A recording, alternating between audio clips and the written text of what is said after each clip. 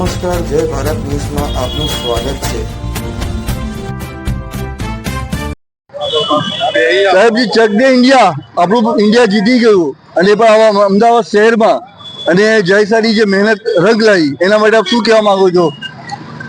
સમગ્ર ખેલ જગતની અંદર રાષ્ટ્રભક્તિનો માહોલ અને રાષ્ટ્રભક્તિનો માહોલ, ખેલ ભાવના, ખેલના મેદાનની અંદર પણ આજે વિશ્વની અંદર ભારતે એક નામ ગુંજતું કર્યું છે અને 140 કરોડ દેશવાસીઓની અંદર આજે રાષ્ટ્રભક્તિને ખેલ ભક્તિની સાથે આજે ભાજ્ય ભાવ સાથે સતત ત્રીજી વખત આ વિશ્વ કપ જીતવાનું અને ક્રિકેટ, માત્ર ક્રિકેટ નહીં, ક્રિકેટની સાથે સાથે રાષ્ટ્રભક્તિની સાથે ખેલ ભક્તિ પણ આજે લોકોના ઉત્સાહની અંદર, જેને ઉમંગ, બેટિંગનો જલવો હોય કે બોલિંગની અંદર બુમરાહ હોય કે અક્ષર હોય, બેટિંગની અંદર સંજુ સેમસન હોય કે અભિષેક હોય કે ઈશાન કિશન, છે પોતાની કૌવત, પોતાની તાકાત, પોતાની ક્ષમતા ભારત 140 કરોડ દેશવાસીઓ હતી આ 11ની ટીમે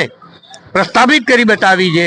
એનું ગૌરવ, એનો આનંદ, એનો ઉત્સાહ, એનો ઉમંગ એ આજે દેશવાસીની આર્યાવાસી પર ઉજવી રહ્યા છે। ચક દે ઇન્ડિયા, આપણું ભારત જીતી ગયું એના માટે શું કહેવા માંગો છો? ભારત જીત્યું, અમને બહુ ખુશી થઈ છે। ભારત આટલા ટાઈમમાં મતલબ એક મેચ હારી નથી, ભાગ્યા ખાલી એક મેચ હારી છે। અમને બહુ ખુશ થઈ કે અમે ઇન્ડિયા સલંગ મેચ જીતી છે અને આજે કરવાની વાત છે અમદાવાદમાં આખા વિશ્વમાં આજે દિવાળી જેવો માહોલ છે અને અમદાવાદમાં આપણને વધારે અમદાવાદમાં કેવું જ ના હોય, શું